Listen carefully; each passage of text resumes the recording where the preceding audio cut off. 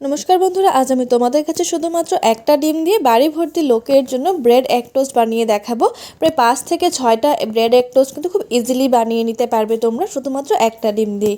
আশা করছি ভিডিওটি সবার ভালো লাগবে। খুবই সহজ পদ্ধতিতে বানিয়ে দেখানোর চেষ্টা করব। এই গার্লিক ব্রেড এগ টোস্ট বানানোর জন্য সবার প্রথমে আমি এখানে একটা ডিম নিয়ে নিয়েছি। ডিমটাকে এবার ফাটিয়ে নেব।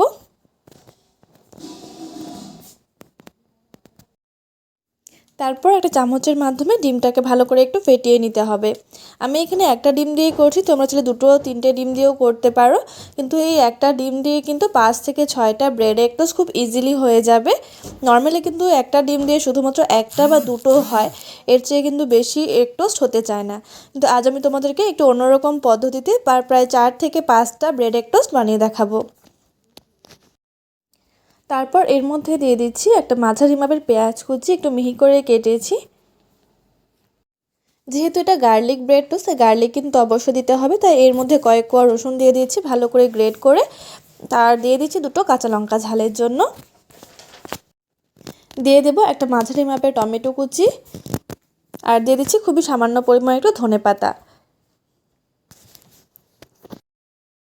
তারপর এর মধ্যে দিয়ে দিচ্ছি স্বাদ অনুযায়ী নুন, আর ঝালের জন্য একটু ঝাল এবং কালারের জন্য দিয়ে দিচ্ছি সামান্য একটু লাল লঙ্কার গুঁড়ো। এতে করে কালারটা খুব সুন্দর আসবে এবং একটু ঝাল ঝালও লাগবে খেতে। এটা সম্পূর্ণ অপশনাল, তোমরা চাইলে কিন্তু লঙ্কা গুঁড়োটাকে স্কিপ করতে পারো। এবার একটা চামচের মাধ্যমে বেশ ভালো করে কিন্তু এটাকে ফেটিয়ে নিতে হবে।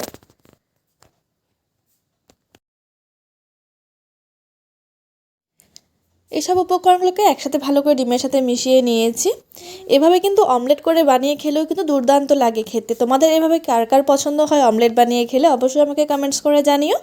তো আমরা যেহেতু বলেছি শুধুমাত্র একটা ডিম দিয়ে প্রায় 5 থেকে 6টা ব্রেড এগ টোস্ট তৈরি করব, তো তার জন্য এর মধ্যে দিয়ে দিচ্ছি হাফ কাপ পরিমাণ জল।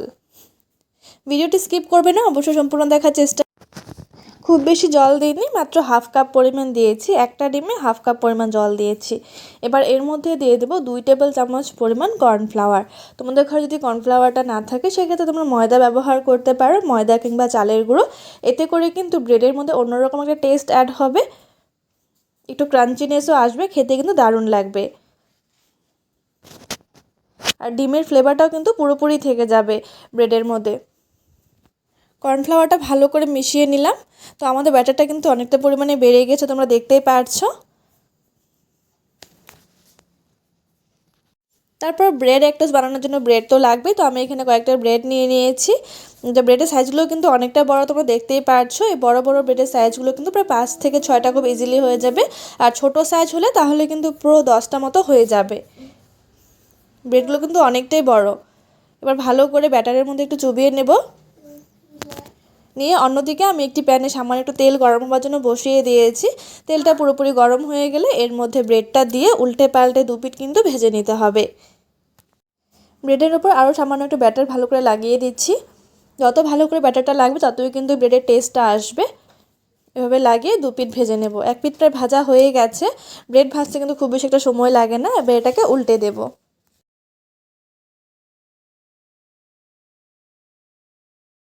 ব্রেডটা উল্টে পাল্টে ভেজে নেওয়ার পর দেখো এর লুকটা কেমন এসেছে, দেখে একদম পুরো কিন্তু খিদে পেয়ে যাবে সবারই, বাচ্চা থেকে বড় সবারই কিন্তু খুব ভালো লাগবে।